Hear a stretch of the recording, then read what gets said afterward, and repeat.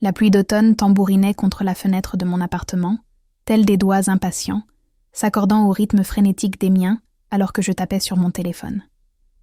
La faible lueur de l'écran illuminait les cernes sous mes yeux, souvenir de 3 nuits blanches passées à veiller Emma, ma fille de 4 ans fiévreuse qui sommeillait enfin dans la pièce voisine. Je m'enfonçais davantage dans les coussins usés de mon canapé d'occasion. L'odeur légère de poudre pour bébé et d'adoucissant bon marché m'enveloppant comme une étreinte familière. S'il te plaît, juste un délai supplémentaire.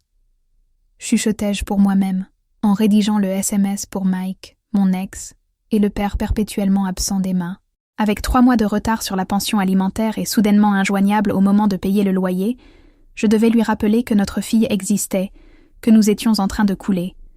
Le radiateur dans le coin cliquetait et crachotait, menant une bataille perdue d'avance contre le froid d'octobre qui s'infiltrait à travers les murs fins de notre 2 pièces sans ascenseur. Emma a besoin de médicaments. Loyer dû demain. Tu avais promis $1 200 cette semaine. Réponds, s'il te plaît. J'appuyais sur envoyer, puis enchaînais immédiatement avec un autre message, mon désespoir me rendant imprudente. Je sais que tu as reçu l'argent du boulot Castelli. Ne m'oblige pas à les appeler directement. Une menace en l'air. Je ne savais rien des employeurs de Mike au-delà du nom qu'il avait mentionné lors de notre dernière dispute, jurant qu'il allait toucher le pactole grâce à un travail pour des gens appelés Castelli. Juste une autre promesse brisée venant d'un homme qui s'en était fait une spécialité. Je posai mon téléphone et pressai mes paumes contre mes tempes, essayant de chasser le mal de tête qui y avait élu domicile. La lumière au plafond vacilla. Un autre rappel de toutes ces choses dans ma vie qui ne tenaient qu'à un fil. C'est alors que mon téléphone vibra. Une réponse inattendue. Mon cœur bondit et je tâtonnais pour le saisir, manquant de le faire tomber entre les coussins. Mais au lieu des excuses habituelles de Mike, 3 mots apparurent sur mon écran qui me glacèrent le sang. Qui est-ce ? Un numéro différent, pas celui de Mike. Dans mon épuisement, j'avais sélectionné le mauvais contact. Quelqu'un dont je ne reconnaissais même pas le numéro. Probablement un faux numéro enregistré à un moment donné. Je tapais rapidement des excuses. Désolé. Mauvaise personne. Veuillez ignorer. La réponse fut immédiate. Quel boulot, Castelli. Mon estomac se noua. J'aurais dû en rester là. Mais l'épuisement avait eu raison de mon jugement. Je ne tapais rien. Mon ex travaille pour quelqu'un portant ce nom. Mon erreur. Votre nom. Maintenant. Le ton impérieux fit hésiter mes doigts au-dessus de l'écran. Quelque chose ne tournait pas rond. C'était dangereux. J'hésitais, puis répondis. C'était juste une confusion. Je suis désolée de vous avoir dérangé. 3 points apparurent, disparurent, puis réapparurent. Adresse. Ce n'était pas une question. Mes mains commencèrent à trembler alors que je reposais le téléphone sans répondre. Dehors, la pluie s'intensifia, battant les vitres avec une nouvelle urgence. Je resserrai mon gilet autour de mes épaules et allai voir Emma, ayant besoin du réconfort de sa respiration paisible. Sa fièvre était enfin tombée. De petites miséricordes. J'écartai les boucles humides de son front et ajustai sa veilleuse licorne, projetant une douce lueur lavande sur ses joues rouges. De retour dans le salon, mon téléphone vibra encore, et encore, et encore. Je m'en approchais comme s'il pouvait mordre, lisant les messages sans le prendre en main. Je sais déjà qui vous êtes, Sophia Ellis. Mon nom complet me fixait depuis l'écran. Je n'avais pas donné mon nom. 1422 Westbrook Avenue, appartement 3B. Mon adresse. Mon souffle se bloqua dans ma gorge. Votre fille va mieux. Le téléphone glissa de mes doigts soudainement engourdis, claquant sur le sol. Comment pouvait-il savoir pour Emma ? Pour sa maladie ? Je le ramassai précipitamment, les mains tremblant si fort que je pouvais à peine le tenir. Mon esprit passait en revue les possibilités. Était-ce Mike qui jouait à un jeu tordu ? Avais-je trébuché sur quelque chose de dangereux ? Mon ex avait toujours été secret sur son travail, mais j'avais supposé que c'était juste un autre de ses mensonges. Je regardais à travers les stores, m'attendant à moitié à voir quelqu'un observer depuis la rue en contrebas. L'asphalte luisant de pluie reflétait la lueur ambrée des lampadaires. Vide, à l'exception des voitures garées. J'étais paranoïaque. Ce devait être ça. Puis je la vis. Une escalade noire rutilante malgré l'averse, se garant le long du trottoir directement devant mon immeuble. Ses phares s'éteignirent, mais le moteur continua de tourner, l'échappement formant des volutes fantomatiques dans l'air froid, alors que je regardais, pétrifié. Un autre véhicule identique apparut, se garant derrière le premier, puis un autre venant de la direction opposée. En quelques minutes, 5 SUV noirs avaient encerclé mon immeuble, formant un périmètre menaçant. Mon téléphone vibra dans ma main. Je monte. Pas une question, ni une demande. Un constat. Je reculais de la fenêtre, le cœur martelant mes côtes. L'interphone de l'immeuble ne fonctionnait pas. C'était le cas depuis des mois. Mais à cet instant, je sus que cela n'aurait aucune importance. Le genre de personne capable de découvrir mon nom, mon adresse et l'état de santé de ma fille, quelques minutes après un SMS erroné ne serait pas arrêté par un interphone cassé. J'envisageais d'appeler la police, mais pour dire quoi ? Que j'avais accidentellement envoyé un SMS à quelqu'un qui en savait maintenant trop sur moi ? Que des voitures coûteuses étaient garées légalement sur une voie publique ? Que j'avais peur d'une menace qui n'existait que dans mon imagination ? Des pas lourds résonnèrent dans la cage d'escalier, sans hâte mais déterminés. Je jetai un coup d'œil à la porte de mon appartement, à sa chaînette de sécurité fragile et son verrou bon marché. Ils auraient aussi bien pu être en papier. Les pas s'arrêtèrent devant ma porte. Le silence s'étira le temps de 3 battements de cœur, puis 4. Aucun coup ne vint. Au lieu de cela, mon téléphone s'illumina avec un nouveau message. « Ouvrez la porte, Sophia. » Je serrai le téléphone contre ma poitrine, reculant vers la chambre d'Emma. Je devrais la réveiller, la cacher quelque part. Mais où ? Nous étions au 3e étage. Pas d'escalier de secours, pas de sortie arrière. Un coup discret retentit enfin. Si contrôlé et mesuré qu'il m'effraya davantage qu'un poing martelant la porte ne l'aurait fait. Mon téléphone vibra à nouveau. Je ne suis pas là pour vous faire du mal, ni à Emma, mais nous devons parler de Michael. Michael, pas Mike. Personne ne l'appelait Michael à part sa mère. Contre tout instinct me hurlant de fuir, je me retrouvais à avancer vers la porte. Le mode survie s'était enclenché, et d'une certaine manière, je savais que peu importe ce qui attendait de l'autre côté, ce n'était pas quelque chose que je pouvais fuir. Mieux valait faire face plutôt que d'être traqué. Ma main hésita sur le verrou. Un tour, et je me retrouverais face à face avec le cauchemar dans lequel Mike nous avait entraînés. Un tour, et tout changerait. J'ouvris la porte. La lumière du couloir dessinait sa silhouette, plongeant son visage dans l'ombre tout en illuminant le mien. Je ne pouvais voir que le contour d'épaules larges dans un costume impeccablement coupé. L'éclat subtil d'une montre coûteuse, le soulèvement contrôlé de sa poitrine. Il sentait le cèdre, le cuir et quelque chose de métallique, comme le pouvoir distillé en un parfum. Derrière lui se tenait un autre homme, plus grand, les mains jointes devant lui, et des yeux qui ne cessaient de bouger, évaluant tout. Le premier homme s'avança juste assez pour que la faible lumière de mon appartement révèle ses traits. Des pommettes saillantes, une mâchoire forte assombrie par une barbe naissante, et des yeux d'un bleu si intense qu'ils semblaient me transpercer, calculant, mesurant, voyant tout. Sophia Ellis, dit-il, sa voix étant un grondement sourd qui envoya des signaux d'alarme le long de ma colonne vertébrale. Ce n'était pas une question, mais un autre constat. Je crois que nous devons discuter de votre relation avec Michael Donovan. Je m'agrippais à l'encadrement de la porte pour me soutenir, mes genoux menaçant de lâcher. Qui êtes-vous ? Ses lèvres s'arquèrent en quelque chose de trop prédateur pour être appelé un sourire. Je m'appelle Alessio Castelli, et votre ex-petite amie a volé quelque chose de très précieux à ma famille. À cet instant, je réalisais que mon SMS désespéré n'avait pas simplement atteint un mauvais numéro. Il avait atteint la pire personne possible dans toute la ville. L'homme que Michael avait volé, l'homme dont j'avais si négligemment lâché le nom, et maintenant, il était à ma porte avec des voitures noires encerclant mon immeuble et des hommes qui se déplaçaient comme des ombres, tout cela à cause d'un SMS erroné qui avait scellé mon destin.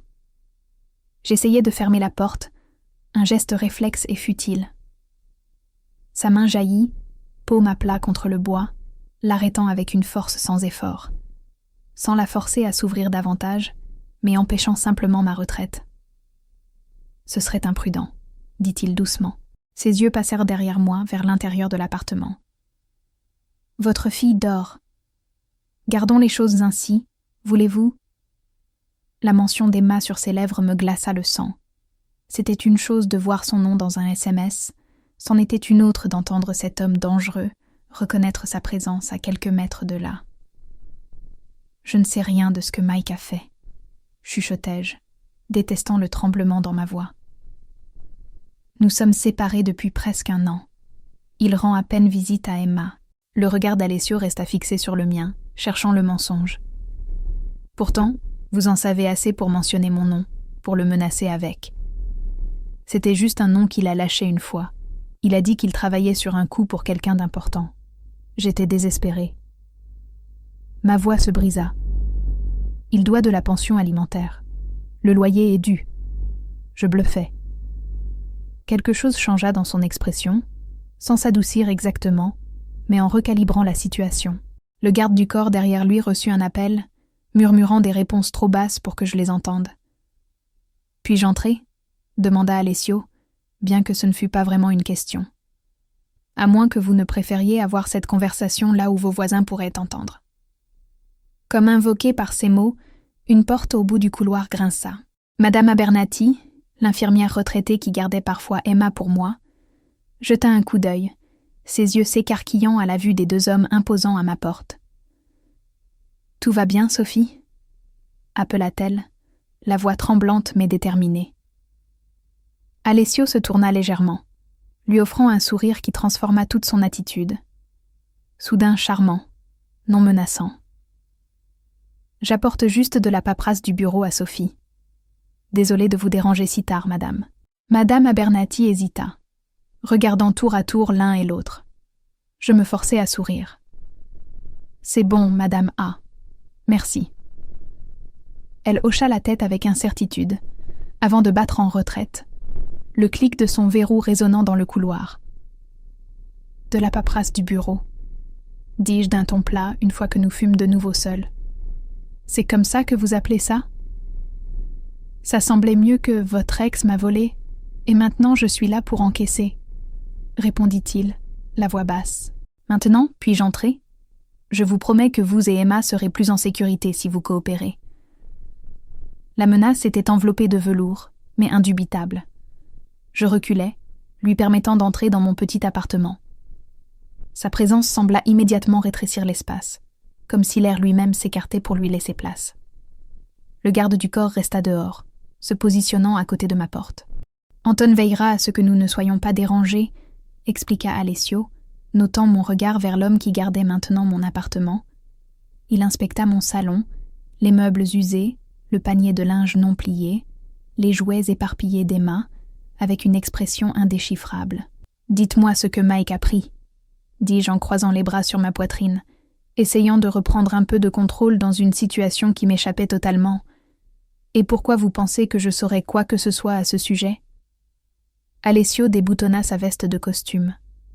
Un geste décontracté qui me rendit néanmoins terriblement consciente de l'arme qu'il portait certainement, et il croisa mon regard avec une franchise déconcertante. « Michael Donovan ne m'a pas seulement volé de l'argent, Sophia.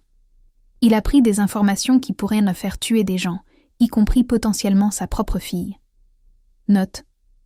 Si vous appréciez cette première partie de « Elle envoie un SMS au chef de la mafia par erreur », n'oubliez pas de liker et de vous abonner pour voir ce qui se passe quand Sophia affronte le dangereux Alessio Castelli. Protégera-t-elle son ex ou choisira-t-elle la sécurité de sa fille ? Cliquez sur la cloche de notification pour le découvrir dans le prochain épisode. « Ma fille n'a rien à voir avec ça », dis-je, ma voix étonnamment stable malgré la peur qui me parcourait. Je me positionnai entre Alessio et le couloir menant à la chambre d'Emma. Un geste futile contre quelqu'un qui disposait clairement de ressources que je ne pouvais même pas commencer à imaginer. Alessio resta debout, sa présence dominant mon petit salon. « Je crains que c'est là que vous vous trompez. Au moment où Michael a décidé de me trahir, Tous ceux qui lui sont liés ont été impliqués. Il fit un geste vers le canapé. « Asseyez-vous, Sophia. Ce sera plus facile si nous sommes tous les deux à l'aise. » Il n'y avait rien de confortable dans cette situation, mais je me laissai tomber sur le canapé quand même, m'asseyant sur le bord, prête à bondir, malgré l'absence d'issue. Alessio ne me rejoignit pas. Au lieu de cela, il se dirigea vers la fenêtre, regardant à travers les stores la rue en contrebas où ces hommes attendaient dans leur véhicule. « Michael a travaillé pour moi pendant 3 ans, dit-il, le dos tourné. Rien de significatif, principalement de la comptabilité, des livraisons. Il n'était pas assez important pour en savoir beaucoup sur mes affaires. » Il se tourna, me fixant de ses yeux bleus perçants, jusqu'à il y a 6 semaines, lorsqu'il a été chargé de livrer une clé USB contenant des informations sensibles. « Et il l'a volée ?» terminai-je, les pièces du puzzle s'assemblant. « Pas seulement volée. Il en a fait des copies et a commencé à la proposer à mes concurrents. » La mâchoire d'Alessio se crispa. Des informations qui pourraient démanteler des opérations que j'ai mis des décennies à bâtir, qui pourraient me faire arrêter ou tuer mes gens. Je me frottais les tempes, une nouvelle vague d'épuisement m'envahissant. Ça ressemble exactement à quelque chose que Mike ferait, toujours à la recherche de l'argent facile. Je levai les yeux vers lui. Mais je ne l'ai ni vu ni entendu depuis des semaines, sauf pour des SMS demandant plus de temps pour la pension alimentaire. Quoi qu'il ait pris, quoi qu'il fasse avec, je n'en fais pas partie. Alessio traversa la pièce en 2 enjambées fluides, saisissant une photo encadrée sur mon étagère. Elle nous montrait, Emma et moi, au parc l'été dernier, son visage barbouillé de glace, riant toutes les deux. Ses doigts tracèrent le bord du cadre avec une douceur inattendue. « Vous avez une belle fille, » dit-il doucement. « Elle a votre sourire. » Un frisson me parcourut à ces mots, à la façon dont il étudiait l'image d'Emma. « S'il vous plaît, ne faites pas ça. Je ne la menace pas, Sophia. » Il reposa la photo avec précaution. « J'explique pourquoi vous êtes déjà impliqués, que vous l'ayez choisi ou non. Michael a placé une cible dans votre dos à toutes les deux. Que voulez-vous dire?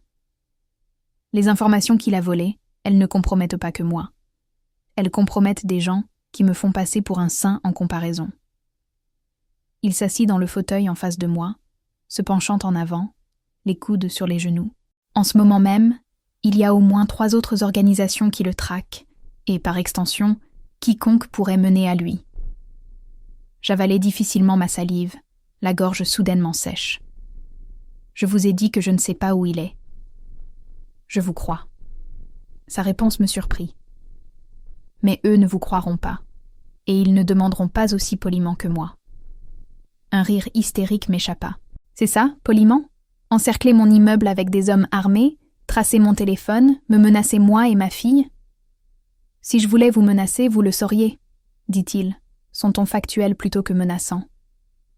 Les voitures dehors ne sont pas juste là pour vous intimider. C'est un périmètre de sécurité. Et je n'ai pas touché à votre téléphone. Votre ex-petit ami m'a donné votre numéro il y a des mois. Il vous a listé comme contact d'urgence. Je le fixais, incrédule. C'est impossible. Il ne ferait pas ça. Il devait fournir un contact familial quand il a commencé à travailler pour moi. Il a dit que vous étiez toujours en bons termes. La bouche d'Alessio se tordit en ce qui aurait pu être de l'amusement. Clairement, il a menti sur ce point aussi. Mon esprit s'emballa, essayant de traiter cette nouvelle information. Mike m'avait utilisé comme contact d'urgence pour un boulot avec la mafia. L'absurdité de la chose aurait été risible si elle n'était pas si terrifiante. Quant au fait de savoir pour la maladie de votre fille, poursuivit Alessio, vous avez fait remplir des ordonnances à la pharmacie Westside. Mon entreprise possède ce bâtiment. Je me serrai plus fort dans mes bras, me sentant exposée. Alors, que voulez-vous de moi si vous croyez que je ne sais pas où est Mike? Je veux le trouver avant mes concurrents, et vous allez m'aider. Comment suis-je censée faire ça alors que je n'arrive même pas à lui faire répondre à mes SMS? Parce que vous avez quelque chose qu'il veut. Alessio fit un signe de tête vers le couloir où Emma dormait. Sa fille. La seule chose dont il pourrait réellement se soucier. Je me levai brusquement. la fureur prenant momentanément le pas sur la peur. Vous n'utiliserez pas ma fille comme appât. D'un mouvement fluide, Alessio se leva pour me faire face, sa taille m'obligeant à basculer la tête en arrière pour maintenir le contact visuel. Je vous offre une protection, Sofia, pour toutes les deux. Parce que croyez-moi quand je vous dis que si la Bradva le trouve en premier, ils n'hésiteront pas à utiliser Emma pour le faire sortir de sa cachette, et leurs méthodes ne seront pas aussi humaines que les miennes. Le mot Bradva resta suspendu dans l'air entre nous. La mafia russe. J'avais entendu assez d'histoires aux informations pour comprendre que la menace n'était pas vide. « Que proposez-vous exactement ?» demandai-je, détestant le tremblement de ma voix. « Vous et Emma venez avec moi ce soir. Je vous installe dans un lieu sécurisé. Vous contactez Michael. Dites-lui que vous devez le voir d'urgence, qu'Emma le réclame. Il ne viendra pas juste pour ça. Alors dites-lui ce qui fonctionnera, que vous avez des ennuis, qu'Emma va plus mal, que vous avez trouvé quelque chose à lui qui intéresserait la police. » Alessio haussa les épaules. « Vous savez mieux que moi sur quel bouton appuyer. »« Et si je refuse ?» Son expression se durcit. « Alors je pars. J'emmène mes hommes avec moi. Je retire la seule protection qui se dresse entre vous et des gens qui utiliseraient des méthodes bien plus persuasives pour obtenir ce qu'ils veulent. » Mon regard fila vers la fenêtre, vers les véhicules noirs qui attendaient toujours dehors. Ils ne semblaient plus menaçants. Ils ressemblaient à une barrière contre quelque chose de pire. « J'ai besoin de réfléchir, » chuchotai-je. « Vous avez 5 minutes. » Alessio recula, vérifiant sa montre. « Emportez ce dont vous et Emma avez besoin pour quelques jours. Rien de plus. » Comme sur commande, un petit cri vint de la chambre d'Emma. « Maman !» Les yeux d'Alessio rencontrèrent les miens. « Allez la voir. Mais souvenez-vous, ce n'est plus seulement à propos de Michael. C'est à propos de la sécurité de votre fille. » Je me précipitai dans le couloir, le cœur battant. Emma était assise dans son lit, son lapin en peluche préféré serré contre sa poitrine, le front luisant de sueur. « Eh, ma chérie !» murmurai-je en m'asseyant sur le bord de son lit et en écartant les boucles humides de son visage. « Comment te sens-tu ?»« J'ai mal à la gorge, » dit-elle, la voix rauque. « Qui parle là-bas ?»« Juste un ami de maman. » Je forçai un sourire. « Nous devons partir faire un petit voyage. »« D'accord, juste pour quelques jours. » Ses yeux s'écarquillèrent. « Comme des vacances ?» Quelque chose comme ça. J'ouvris sa commode, sortant des vêtements avec des mains tremblantes. Nous devons faire nos valises rapidement. Est-ce que papa vient ? L'espoir dans sa voix brisa mon cœur. Malgré tout, elle l'aimait encore, le réclamait encore. Peut-être, dis-je, ne sachant quoi lui dire d'autre. On verra. Je l'aidai à s'habiller avec un jean et un pull, remplis un petit sac à dos avec ses vêtements essentiels, ses médicaments et Monsieur Flopsy le lapin. Tout ce temps, j'avais l'impression d'évoluer dans un rêve ou un cauchemar. Cela ne pouvait pas arriver. Je ne pouvais pas être en train d'emballer les affaires de ma fille au milieu de la nuit pour partir avec un homme qui venait d'apparaître à ma porte. Un homme lié à l'activité criminelle dans laquelle Mike s'était empêtré. Mais quel choix avais-je ?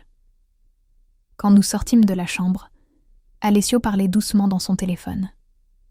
Il mit fin à l'appel dès qu'il nous vit, son expression s'adoucissant presque imperceptiblement lorsque son regard se posa sur Emma. Elle se cacha à moitié derrière moi, soudain timide. « Bonjour Emma », dit-il, sa voix plus douce que je ne l'avais encore entendue. Il s'accroupit à sa hauteur. « Je m'appelle Alessio.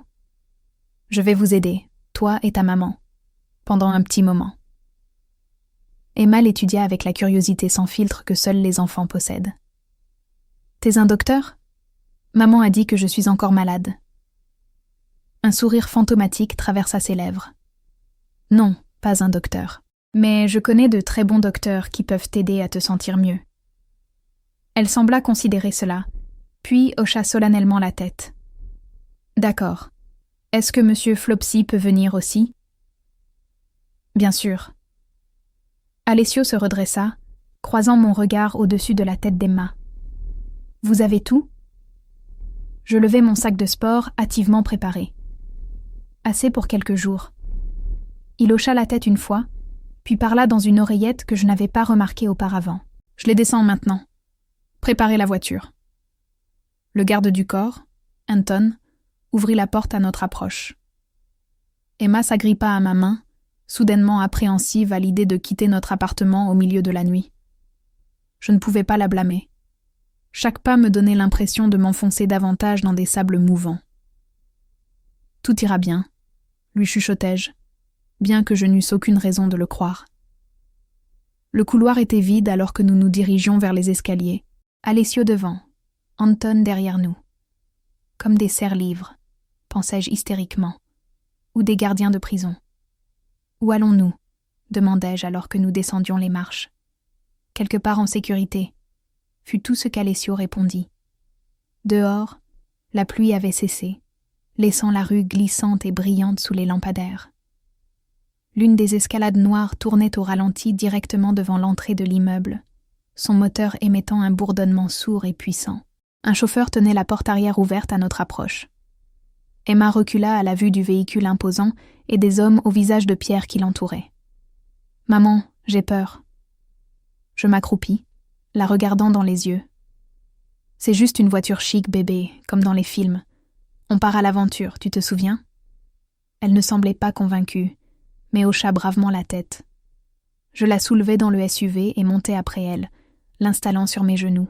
L'intérieur était tout en cuir noir et luxe subtil, sentant l'eau de Cologne coûteuse et la voiture neuve.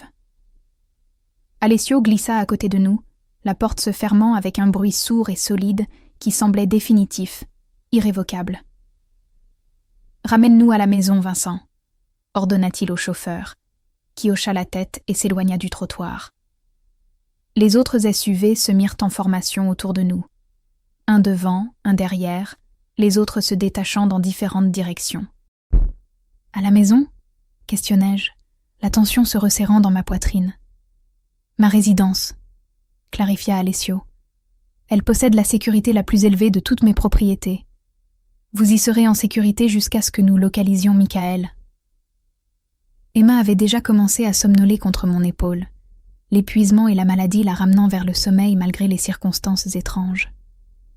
J'enviais sa capacité à s'échapper, même temporairement. « C'est un enlèvement », dis-je doucement, soucieuse de la présence d'Emma.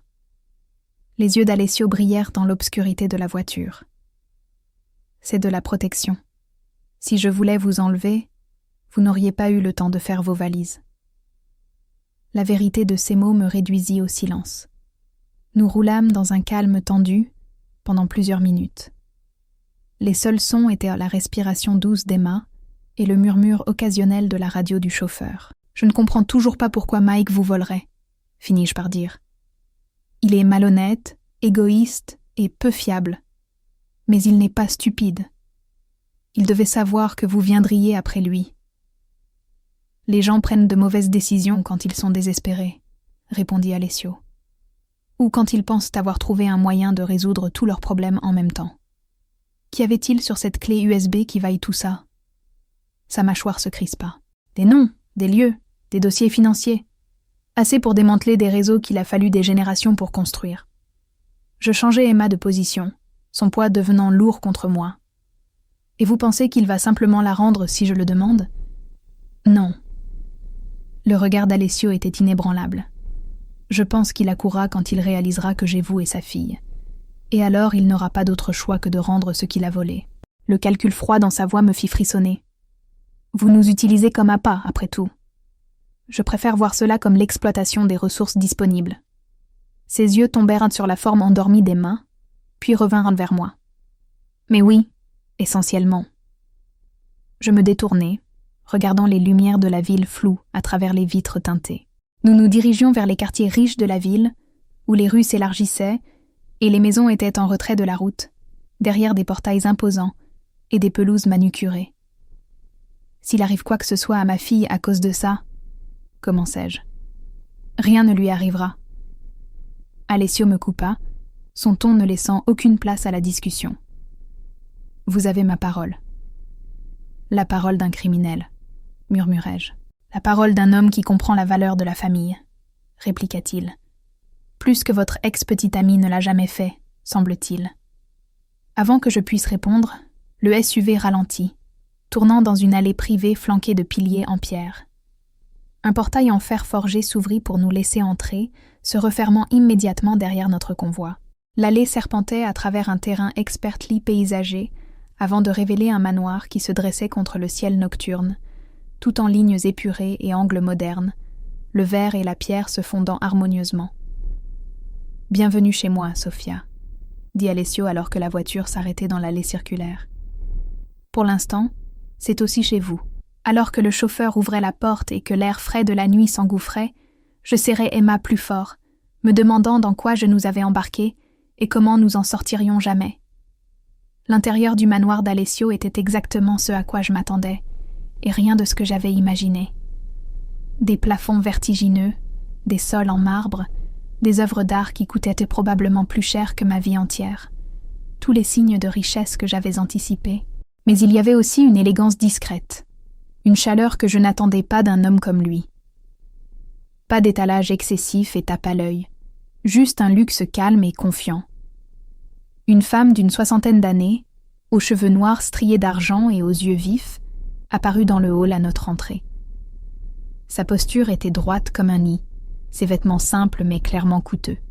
« Alessio », dit-elle, son léger accent, italien, devinai-je, enveloppant son nom avec une affection familière. Ses yeux se posèrent sur moi, puis sur Emma, endormie dans mes bras. « J'ai préparé la suite est comme tu l'as demandé. »« Merci, Rosa. » Alessio posa brièvement une main sur son épaule. « Voici Sophia et sa fille Emma. Elles resteront avec nous quelque temps. » L'expression de Rosa ne trahit rien, mais je me demandais combien de fois Alessio a mené des étrangers, des otages, chez lui au milieu de la nuit. « L'enfant est malade ?» demanda-t-elle, notant les joues rouges d'Emma. « Elle se remet d'une fièvre », précisai-je, déplaçant le poids d'Emma. Elle devenait lourde, mais j'étais réticente à la lâcher dans cet endroit inconnu. « Le docteur Marov sera là dans la matinée », me dit Alessio. « D'ici là, Rosa vous montrera vos chambres et vous installera. »« Venez », dit Rosa, se tournant déjà vers un escalier majestueux. « La petite a besoin d'un vrai repos. » J'hésitais, regardant Alessio en arrière. « Et ensuite ? On attend juste ici pendant que vous traquez Mike ? Nous discuterons des prochaines étapes demain matin. » Son ton indiquait clairement que la conversation était terminée pour le moment. « Essayez de dormir un peu, Sophia. Vous êtes en sécurité ici. » En sécurité. Le mot sonnait creux. Je n'avais jamais été aussi peu en sécurité de ma vie, coincée entre un criminel impitoyable et les forces qui traquaient ce que Mike avait volé. Mais mes bras me faisaient mal à force de porter Emma, et l'épuisement tirait sur chaque cellule de mon corps. Quoi qu'il arrive ensuite, cela devrait attendre le matin. Je suivis Rosa en haut des escaliers, le long d'un couloir bordé de ce qui ressemblait à des œuvres d'art originales, et dans une suite plus grande que tout mon appartement. Un salon spacieux s'ouvrait sur une chambre avec un lit king-size drapé de linge luxueux. Par une autre porte, j'aperçus une seconde chambre, plus petite mais tout aussi élégante. « Pour la petite », expliqua Rosa, voyant mon regard. « Bien que peut-être ce soir elle reste avec vous. »« Oui, oui, » acquiesçai-je, posant doucement Emma sur le grand lit. Elle remua, mais ne se réveilla pas, se blottissant contre M. Flopsy avec un soupir doux. Rosa disparut dans ce qui s'avéra être une immense salle de bain, revenant avec un gant de toilette frais qu'elle me tendit. Pour sa fièvre, il y a des pyjamas propres dans la commode. Ils seront peut-être grands, mais ils feront l'affaire pour ce soir. Demain, nous pourrons arranger des vêtements plus adaptés. Je pressai le gant contre le front d'Emma, me demandant combien de fois cette femme avait soigné les invités d'Alessio. « Merci. » Rosa hocha la tête, ses yeux perçants me jaugeant. « Il y a de la nourriture dans le petit réfrigérateur si vous avez faim. Le petit déjeuner est à 8 heures, mais pour l'enfant, Nous pouvons préparer quelque chose plus tôt si nécessaire. C'est très accommodant pour un enlèvement, dis-je, incapable d'empêcher l'amertume dans ma voix. L'expression de Rosa ne changea pas. Monsieur Castelli n'enlève pas les femmes et les enfants. Quoi que ce soit qui vous ait amené ici, vous êtes des invités dans cette maison, ma maison, autant que la sienne. Elle se dirigea vers la porte. Reposez-vous maintenant. Le matin arrive vite. Après son départ, j'explorais notre cage dorée. La suite était luxueuse dans les moindres détails. Des draps en coton égyptien, des serviettes moelleuses, des articles de toilette qui coûtaient probablement plus que mon budget mensuel de courses. Les fenêtres donnaient sur des terrains entretenus illuminés par un éclairage paysager subtil, et au-delà, un haut mur surmonté de ce que je soupçonnais être un câblage de sécurité. Pas d'échappatoire par là. Je changeais Emma pour lui mettre une paire de pyjamas en soie qui engloutissait sa petite silhouette, puis trouvais un t-shirt pour moi dans la commode. Mes propres vêtements semblaient crasseux après le stress de la nuit, mais j'étais trop épuisée pour prendre une douche. Je me pelotonnais à côté d'Emma sur l'immense lit, écoutant sa respiration, essayant de calmer la panique qui menaçait de me submerger maintenant que nous étions seuls. Que se passerait-il quand Alessio trouverait Mike? Que lui ferait-il? Et que nous arriverait-il ensuite? Je ne pouvais pas imaginer qu'il nous laisserait simplement partir. Pas quand nous avions vu son visage, sa maison, et que nous savions ce que Mike avait volé. Les gens comme Alessio Castelli ne laissaient pas de traces. Le sommeil vint par à coups agités, interrompu par des cauchemars de voitures noires et d'hommes aux yeux froids. Quand la lumière du matin filtra enfin à travers les rideaux diaphanes, j'avais l'impression de n'avoir pas dormi du tout. Emma se réveilla de meilleure humeur, sa fièvre disparut, bien qu'une légère toux persistât. Elle explora notre suite avec des yeux écarquillés d'émerveillement, touchant les rideaux de velours et rebondissant expérimentalement sur le canapé moelleux. « C'est un hôtel, maman ?» demanda-t-elle en regardant dans la salle de bain en marbre avec sa baignoire encastrée et sa douche à effet pluie. « En quelque sorte, » éludai-je, ne sachant pas comment expliquer notre situation avec des mots qu'une enfant de 4 ans pourrait comprendre. « C'est la maison de Monsieur Alessio. On va rester ici un petit moment. »« C'est joli, » déclara-t-elle. Puis elle fronça les sourcils. « Mais je n'ai pas apporté ma veilleuse la Reine des Neiges. »« Je suis sûre qu'on peut trouver quelque chose, » l'assurai-je, soulagée que ce fût là sa plus grande préoccupation. « Habillons-nous, d'accord ? Il est censé y avoir le petit déjeuner bientôt. » Nous venions juste de finir de nous habiller, avec les vêtements de nos sacs hâtivement préparés, quand on frappa à la porte. Je me tendis, puis appelai. « Entrez. » C'était Rosa, portant un plateau chargé de fruits, de viennoiseries et d'un petit pot de ce qui sentait le chocolat chaud. « Pour la petite, » expliqua-t-elle. « Monsieur Castelli a pensé qu'elle préférerait peut-être manger ici ce matin pendant que vous parlez avec le docteur. » Je me hérissai instantanément. Je ne laisse pas Emma avec des étrangers. Rosa posa le plateau sur une table près de la fenêtre. « Le docteur est ici pour la voir, elle, pas vous. Et je resterai avec elle pendant que vous parlerez avec Monsieur Castelli. Il vous attend dans son bureau. » « Je ne vais nulle part sans ma fille, » insistai-je. L'expression de Rosa s'adoucit légèrement.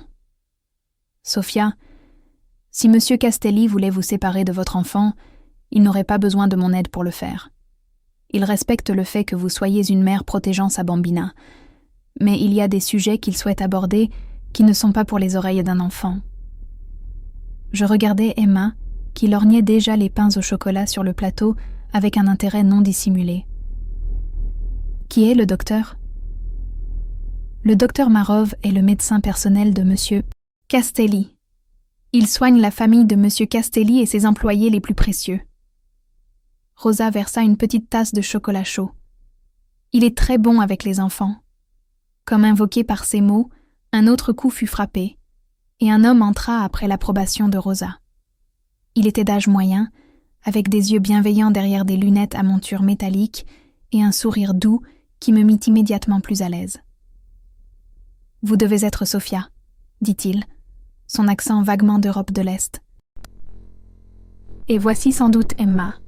Je suis le docteur Marov. » Il posa sa mallette médicale sur une table voisine.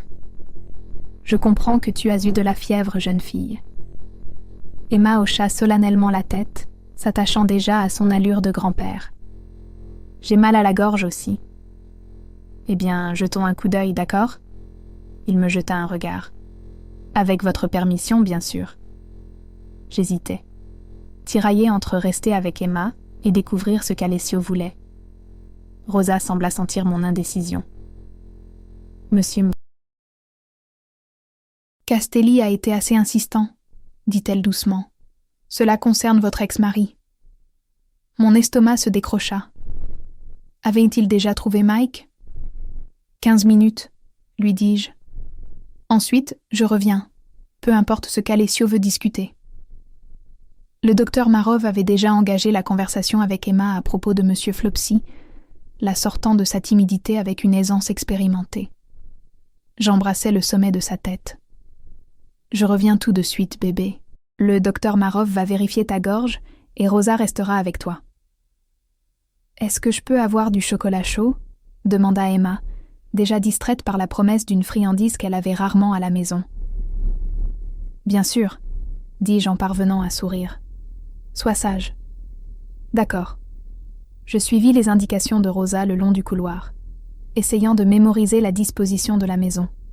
Une habitude née d'années à regarder des séries policières qui semblaient maintenant sinistrement pertinentes. Le bureau était situé au rez-de-chaussée, un espace masculin de cuir, de bois sombre et d'étagères, allant du sol au plafond. Alessio se tenait près d'une fenêtre, parlant au téléphone en italien rapide. Il était habillé plus décontracté aujourd'hui, un jean sombre et un pull anthracite qui coûtait probablement plus que mon loyer mensuel, mais moins intimidant que le costume de la veille. Il mit fin à son appel à mon entrée, glissant le téléphone dans sa poche. « Sophia, j'espère que vous avez bien dormi. » Aussi bien qu'on peut l'espérer quand on a été relocalisé de force au milieu de la nuit, répondis-je en croisant les bras sur ma poitrine. Rosa a dit que vous aviez des nouvelles de Mike. Asseyez-vous, je vous en prie. Il fit un geste vers l'un des fauteuils en cuir positionnés devant un grand bureau. Je restai debout. J'ai dit à Rosa 15 minutes. Quoi que vous ayez à dire, dites-le vite. Quelque chose ressemblant à du respect vacilla dans ses yeux. Très bien. Mes hommes ont localisé l'appartement de Michael tôt ce matin. Mon cœur rata un battement. Et il n'y était pas. Mais il était clair qu'il est parti précipitamment récemment, aussi. Dans les dernières 24 heures. Alessio passa derrière son bureau, ouvrant un dossier. Nous avons trouvé ceci. Il fit glisser plusieurs photographies sur le bureau. Je m'approchai prudemment et regardai les images d'Emma au parc, devant son école maternelle, jouant dans la petite cour de notre immeuble. Sur certaines, j'étais avec elle. Sur d'autres, elle était seule. « Qu'est-ce que c'est ?» chuchotai-je, mon sang se glaçant. « Michael vous surveillait ou vous faisait surveiller ?» La voix d'Alessio était tendue par une colère contenue. Celle-ci était épinglée à un mur dans son appartement, avec celle-là. D'autres photos rejoignirent la première série, celles d'hommes que je ne reconnaissais pas, d'âge moyen, au visage sévère, habillés richement. L'un était pris en pleine conversation avec ce qui semblait être des gardes du corps. Un autre entrait dans un restaurant. Victor Petrov et Nikolai Baranov les identifia Alessio. Des membres haut placés de l'organisation russe que j'ai mentionnée, les mêmes personnes qui aimeraient beaucoup acquérir ce que Michael a volé. Je m'effondrai dans le fauteuil, mes jambes soudain incapables de me soutenir. Je ne comprends pas. Pourquoi Mike aurait-il des photos d'Emma, de ces hommes ? Parce qu'il prépare quelque chose. Alessio s'assit sur le bord de son bureau, plus près de moi que je ne l'aurais souhaité. Quelque chose qui implique d'utiliser sa fille comme levier, ou possiblement comme distraction. C'est insensé. Mike est égoïste et irresponsable, mais il ne mettrait pas Emma en danger, si ? Le regard d'Alessio était pénétrant. L'homme qui a abandonné son enfant malade, qui ne paie pas de pension, qui a mêlé votre nom à certaines des personnes les plus dangereuses de la ville ? Vu comme ça, c'était plus difficile de défendre la moralité de Mike. Pourtant, Utiliser Emma dans le cadre de n'importe quelle combine qu'il planifiait semblait dépasser même sa faillite morale. « Il y a autre chose », continua Alessio. « Nous avons trouvé ceci. » Il me tendit un petit sac à dos rose, le préféré d'Emma, celui avec des licornes qui était devenu trop petit l'année dernière. Je l'ouvris avec des mains tremblantes. À l'intérieur se trouvait son passeport, que je croyais toujours dans le tiroir de mon bureau à la maison, un change de vêtements, son livre préféré et une enveloppe contenant plusieurs milliers de dollars en liquide. Il prévoyait de la prendre, chuchotai-je, la réalité s'abattant sur moi. Il allait enlever notre fille. Il semble que oui. La voix d'Alessio s'était adoucie.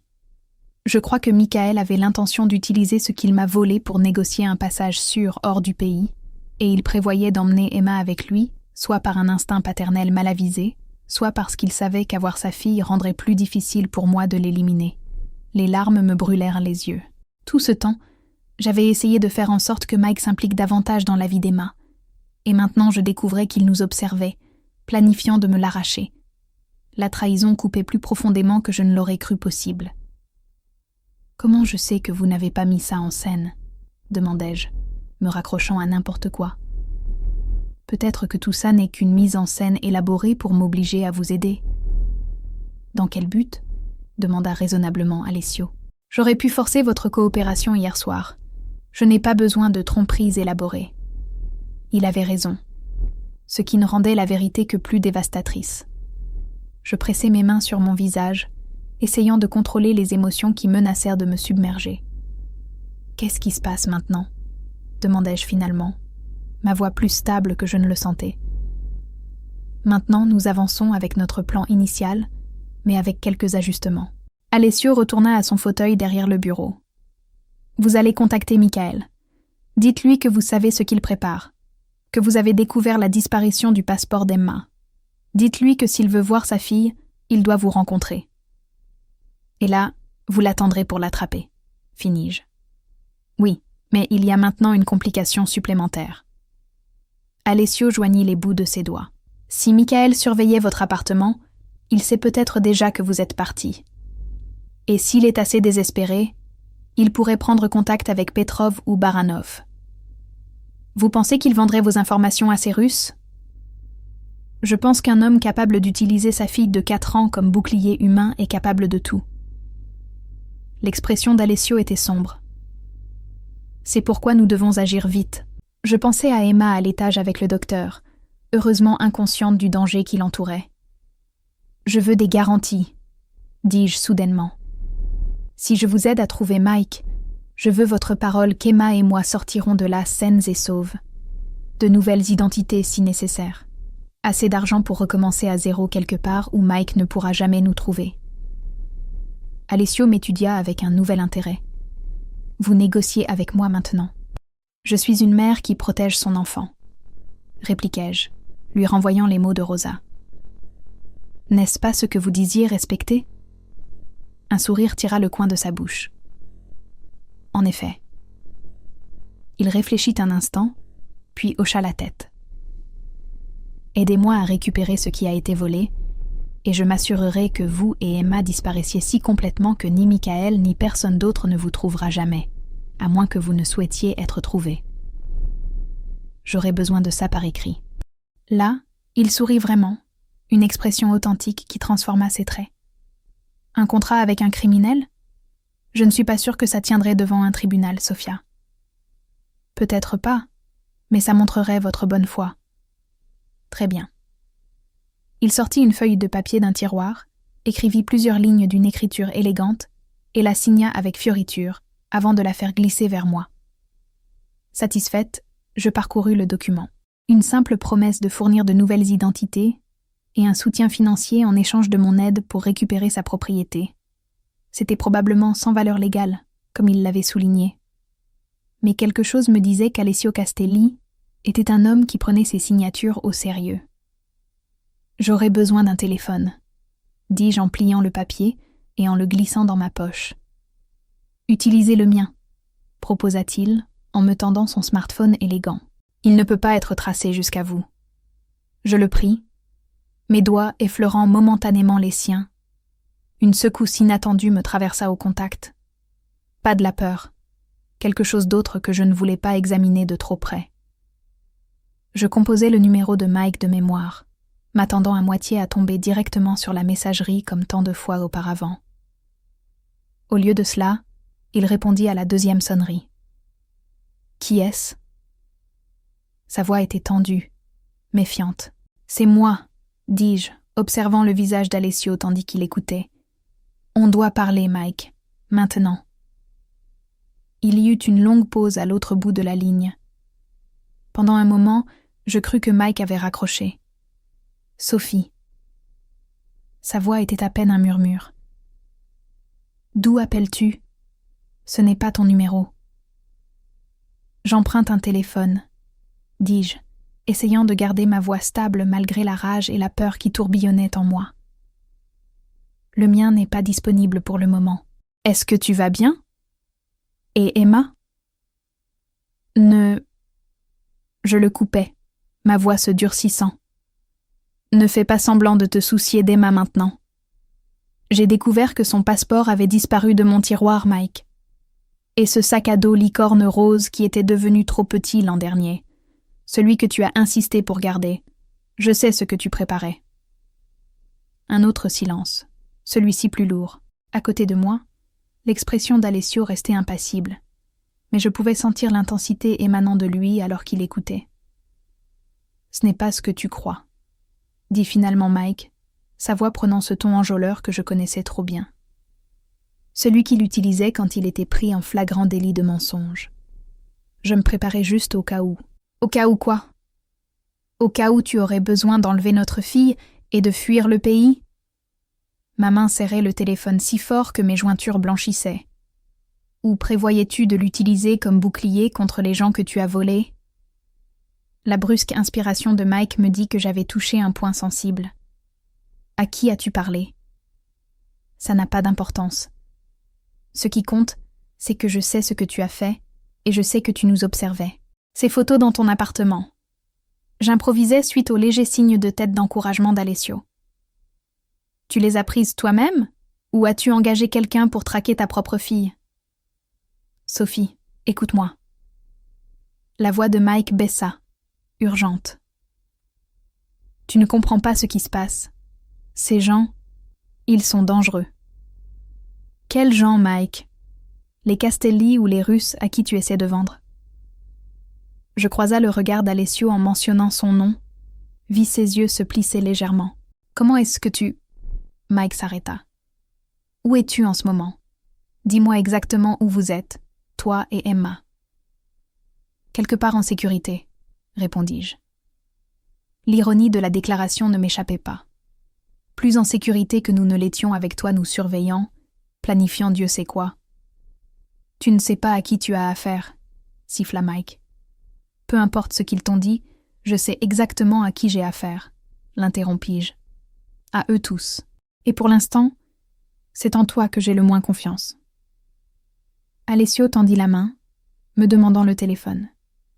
J'hésitai, puis secouai légèrement la tête. C'était ma conversation à contrôler. Je veux voir Emma, dit soudainement Mike. J'ai besoin de m'assurer qu'elle va bien. Pourquoi ? Pour que tu puisses finir ce que tu as commencé ? Me l'enlever ? Ma voix se brisa malgré mes efforts pour rester calme. Non, Sophie, s'il te plaît.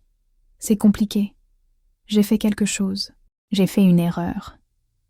Mais tout ce que j'ai fait, c'était pour vous protéger toutes les deux. Le désespoir dans sa voix semblait presque authentique. Presque. Prouve-le, le défiai-je. Si tu veux vraiment nous protéger, alors rencontre-moi face à face. Apporte ce que tu as pris, et on réglera ça ensemble. Alessio hocha la tête, d'un air approbateur, ses yeux ne quittant jamais mon visage. « Je ne peux pas faire ça, » répondit Mike. « C'est trop dangereux. Il me surveille, Sophie. Il te surveillant probablement aussi. » « Bien. Alors j'irai voir la police. Je leur dirai tout sur les photos, le passeport, le sac à dos, tes nouveaux employeurs. » Je pris un risque calculé. Je suis sûre qu'ils seraient très intéressés par ce qu'il y a sur cette clé USB aussi. Tu ne l'as pas, dit rapidement Mike, confirmant ce qu'Alessio m'avait dit. Tu bluffes. Ah oui? Tu as laissé des copies dans ton appartement, Mike. Pas très malin.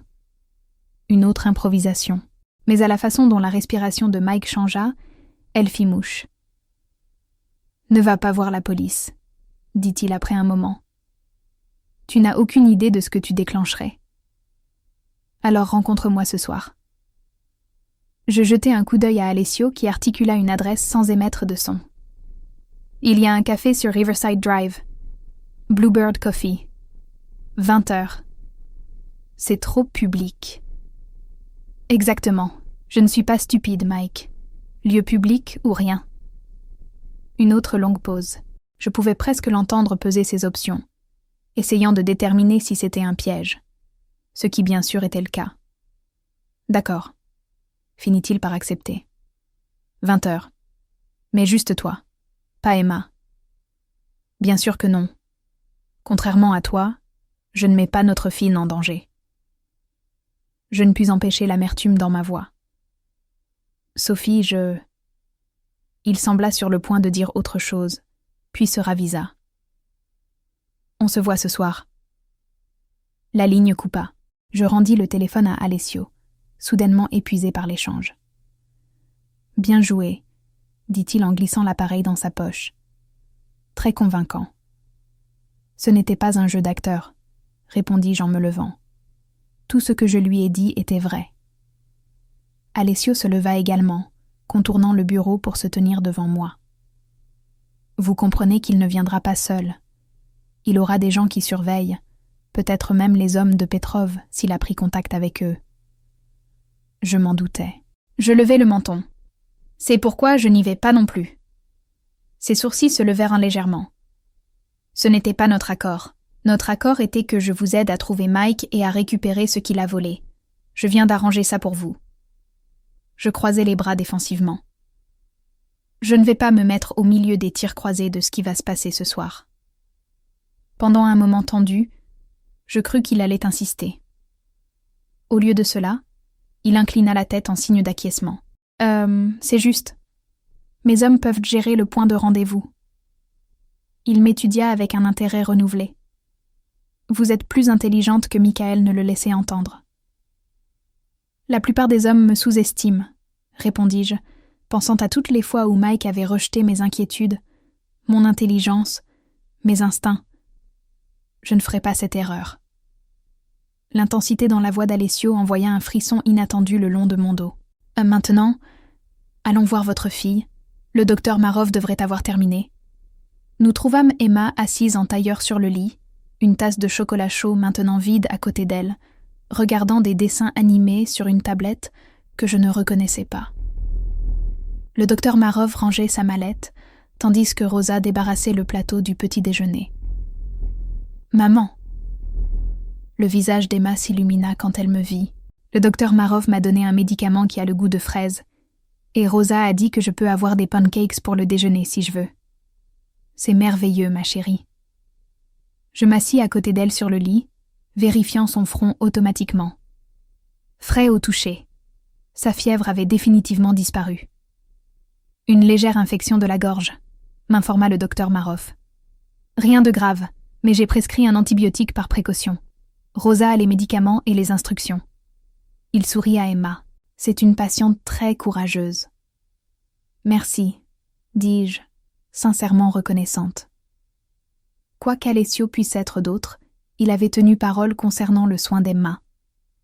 Après le départ du docteur, Alessio parla doucement avec Rosa en italien. Elle hocha la tête et partit, nous laissant tous les trois seuls dans la suite.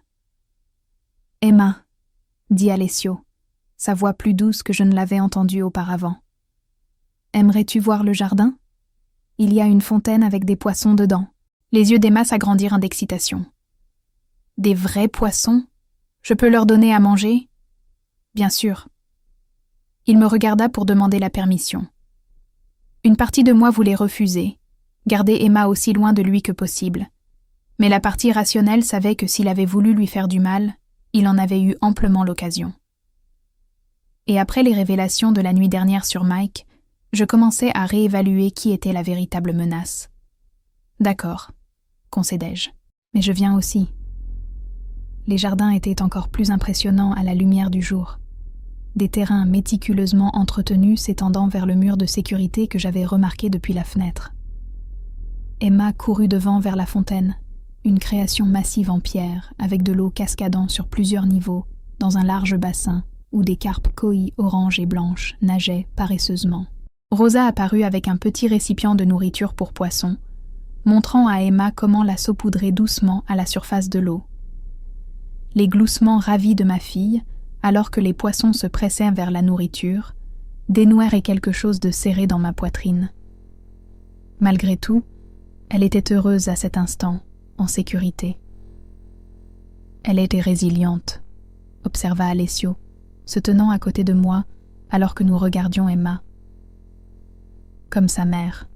Je le regardais, essayant de concilier l'homme dangereux qui était apparu à ma porte la veille, avec celui qui avait fait venir un médecin pour soigner ma fille, qui avait fourni un refuge, alors que je n'avais même pas réalisé que nous en avions besoin.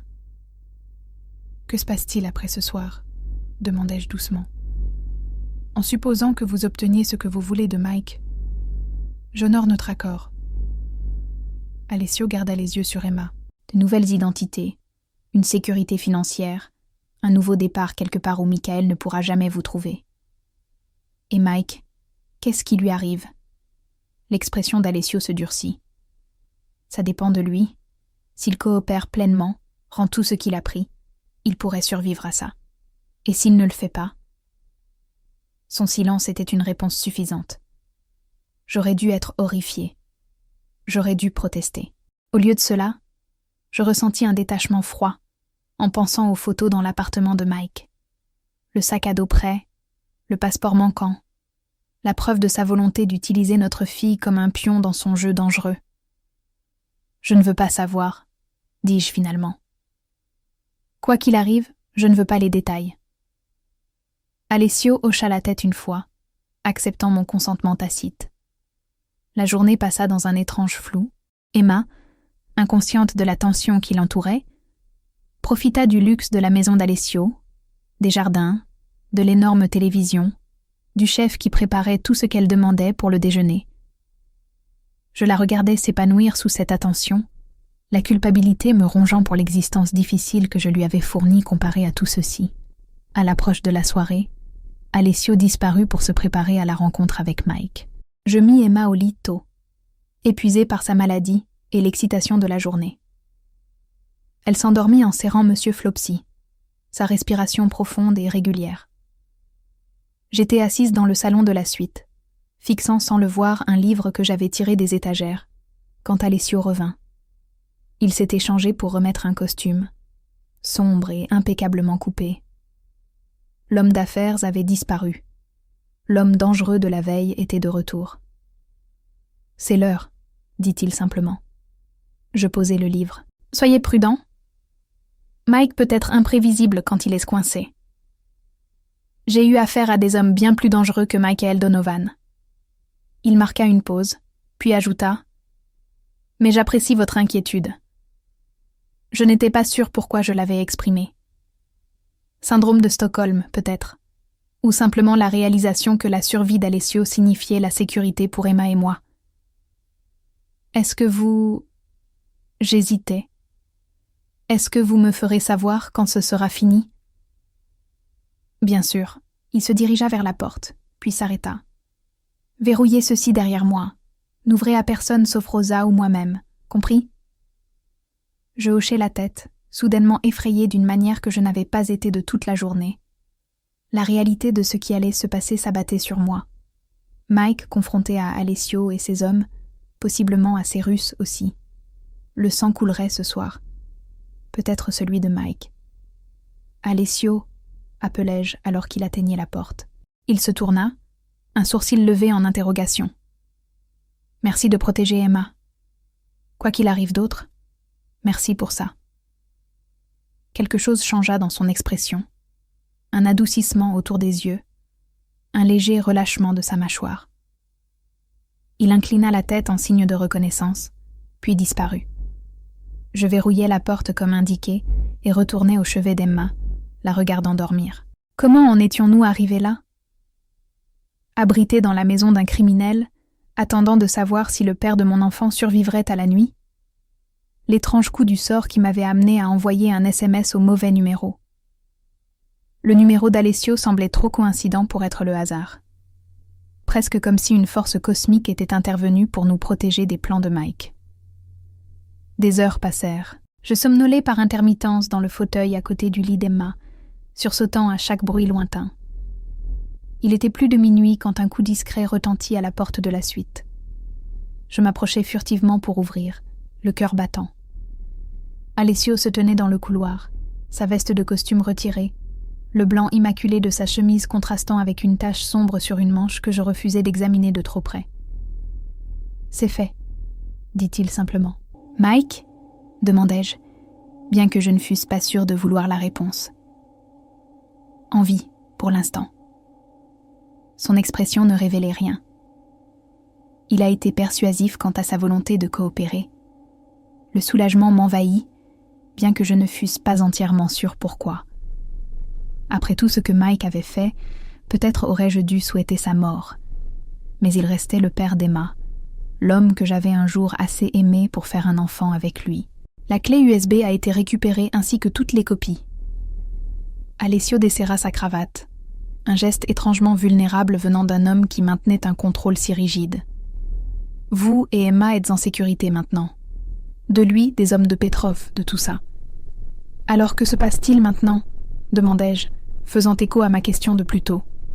Maintenant, dit Alessio, ses yeux bleus captant les miens, nous honorons notre accord. De nouvelles identités sont déjà en cours d'organisation. D'ici demain, Sofia et Emma Ellis n'existeront plus. Je hochai la tête, acceptant cette réalité. Et après ça, nous disparaissons simplement. Ce serait le plus sûr, convint-il. Puis, plus hésitant, à moins que vous ne préfériez un arrangement alternatif.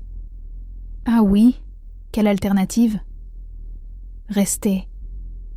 Le mot resta suspendu entre nous, inattendu et chargé de sens. Ah, pas comme prisonnière ou invitée, comme quelque chose d'autre. Je le fixais, essayant de lire l'intention derrière son offre. Pourquoi voudriez-vous ça? Parce qu'en l'espace de 24 heures, vous avez montré plus de courage, d'intelligence et de loyauté que la plupart des gens que j'ai connus dans toute ma vie. Il s'approcha, ne me touchant pas, mais assez près pour que je puisse sentir la chaleur émanant de lui. Parce que je protège ce qui m'appartient, Sofia, et je me trouve réticent à vous laisser partir. La possessivité dans sa voix aurait dû m'effrayer. Au lieu de cela, elle réveilla quelque chose que je croyais mort depuis longtemps, après des années de négligence et de trahison de la part de Mike. Le sentiment d'être vraiment vu, valorisé. Je ne peux pas répondre à ça ce soir, dis-je honnêtement. Trop de choses se sont passées. J'ai besoin de temps. Bien sûr, il recula, la distance professionnelle rétablie. L'offre reste ouverte. Réfléchissez-y. Je hochai la tête, ne me faisant pas confiance pour parler. Reposez-vous, dit-il en se tournant pour partir. Demain apportera de nouveaux départs. Quoi que vous décidiez. Après son départ, je retournai au chevet d'Emma, regardant le doux soulèvement de sa poitrine. De nouveaux départs, une vie libérée de l'ombre de Mike, des difficultés financières, de la peur constante qui était devenue notre normalité sans même que je m'en rende compte. Mais à quel prix? S'allier avec Alessio Castelli signifiait entrer dans un monde que je n'avais qu'entrevu, un monde de pouvoir, de danger et de compromis moraux. Pouvais-je justifier ce choix pour la sécurité qu'il offrait? Pour la protection de ces yeux bleus perçants qui avaient vu ma valeur quand personne d'autre ne l'avait fait? Emma remua dans son sommeil, un petit sourire jouant sur ses lèvres alors qu'elle rêvait. Quoi que je décide, ce serait pour elle, pour lui donner la sécurité et la stabilité qu'elle méritait, pour m'assurer que personne ne pourrait jamais l'utiliser comme un pion à nouveau. Alors que l'aube se levait sur les jardins du manoir, peignant le ciel de nuances de rose et d'or, je pris ma décision. J'accepterais l'offre d'Alessio, non par peur ou gratitude, mais depuis une position de force. J'entrerai dans son monde selon mes propres termes, les yeux grands ouverts. Un SMS erroné avait tout changé, avait amené un homme dangereux à ma porte, des voitures noires encerclant ma maison. Mais dans ce danger, j'avais trouvé un refuge inattendu, et peut-être, avec le temps, quelque chose de plus. J'envoyais une prière muette de remerciement pour cette erreur fatidique, pour le mauvais numéro qui m'avait mené exactement là où je devais être. Merci beaucoup de m'avoir rejointe pour cette histoire. Si vous avez aimé, elle envoie un SMS au chef de la mafia par erreur. N'oubliez pas de cliquer sur le bouton « J'aime » et de vous abonner à la chaîne pour plus d'histoires palpitantes. Vos commentaires comptent énormément pour moi. Dites-moi ce que vous en avez pensé et quel genre d'histoire vous aimeriez voir ensuite. À la prochaine, continuez à lire et restez mystérieux.